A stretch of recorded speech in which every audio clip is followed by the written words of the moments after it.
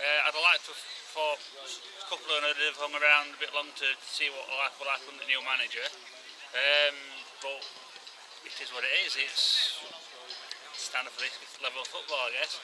But I mean, like Josh Dake, you can understand him moving because he's gone to an higher league. But others, I thought they'd have hung about a bit longer. I feel a little bit disappointed that they've gone a bit too soon.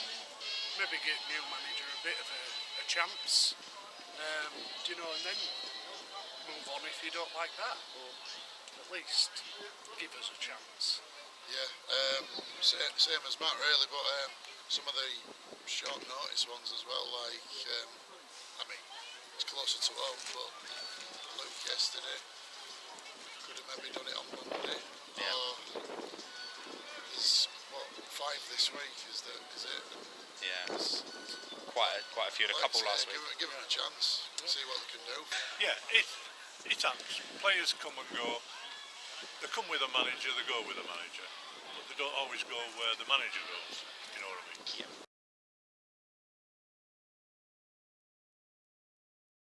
Any club can give you 7 days notice and then attempt to sign your player.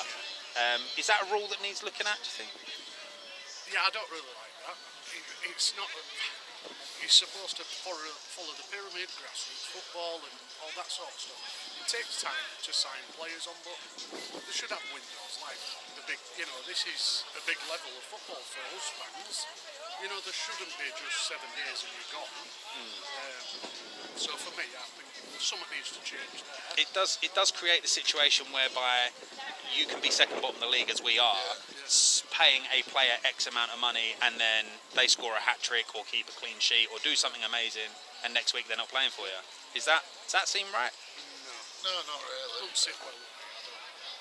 And back to that, I think the 7 days fair enough, but have a cut off, not like anytime. Yeah.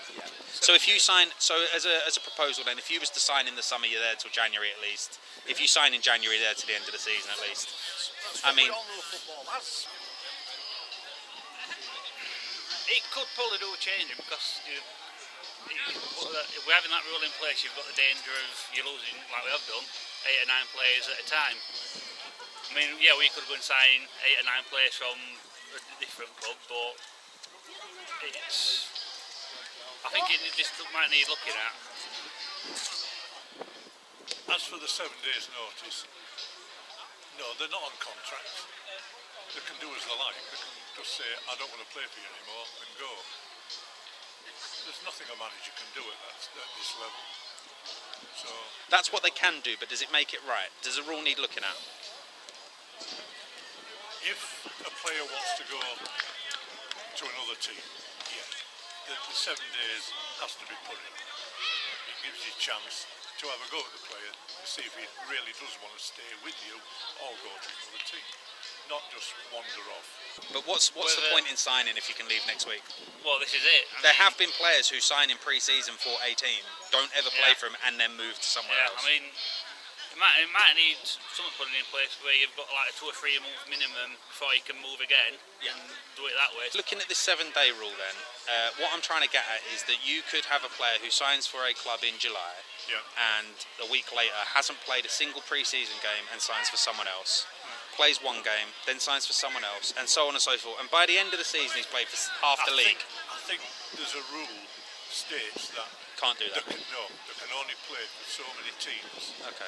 During the season. But what's the point? I'm trying to put myself in the position of a player who comes along to pre-season training, likes what he sees, signs on. To me, that's a commitment.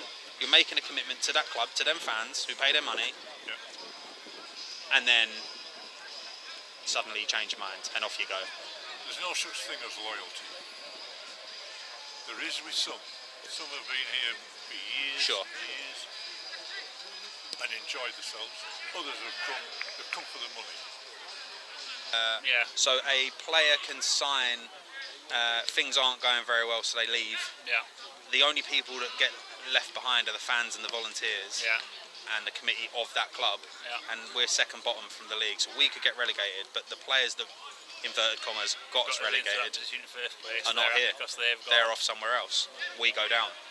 Is that right? Yeah, that probably explains why someone have left. Not right though, is it? It's not right, no, but it's just shows you there's not much loyalty from some people at this level of football. Nice one. A team doesn't need your permission. They can just come in. They can say, right, in 7 days from now, we're going to talk to your star striker. Yeah. The club's powerless. That's what happens in these leagues. Not right though, is it? It's not right, but you get a player who's really good. You know damn well within a few weeks he's gone. To me, that just seems like then whoever's got the biggest bank balance wins a league. Yeah. Look at your Premier League. Right? Yeah. You've got Ronaldo, 27 million a year. Right? How many players could you get for that money? Yeah. You know, so whoever's got the biggest Bank balance just buys their league. Well, it just To me, buys the league. it makes a mockery of what We had that competition with- is. We had that with Aquaforce. Oh, Shoreline, yeah. Surely, loads and loads of money, buying all the best players in. Winning the league. Now out of business. Now out of business because the man who ran it. Pulled the plug. Yeah. It's the fans though, and the volunteers, the people that pour their heart and soul, and you know, this volunteers sitting at home all week working, might go behind the scenes and no one sees what they're doing, Right. but there's people that are working hard all week long. Yeah. Bob, for example, going to get sponsorship, doing the hard yards. Them people are being let down, are they not? They are. It's hard for these people that giving the time up, the free time for nothing, and